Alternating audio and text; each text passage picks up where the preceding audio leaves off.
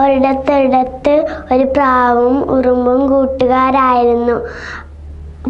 ഉറുമ്പിന് വിശക്കണമെന്നും പറഞ്ഞ് ഉറുമ്പ് മരത്തിൽ നിന്ന് ഇറങ്ങാൻ പോയപ്പോൾ വലിയൊരു കാറ്റ് വന്നപ്പോൾ ഉറുമ്പ് പുഴയിലേക്ക് വീണു.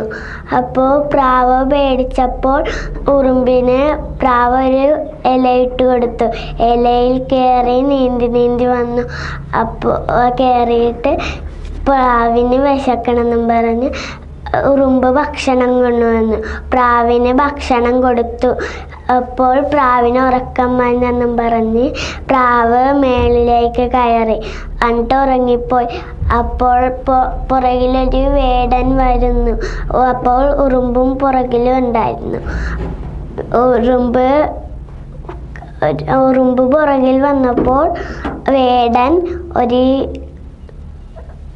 പ്രാവിനായിട്ട് ഒരു എറി കൊടുക്കാൻ പോയി.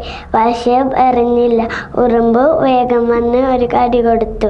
കഥയുടെ ഗുണപാഠം: നമ്മൾ നല്ലത് ചെയ്താൽ നമുക്ക് നല്ലത് കിട്ടും.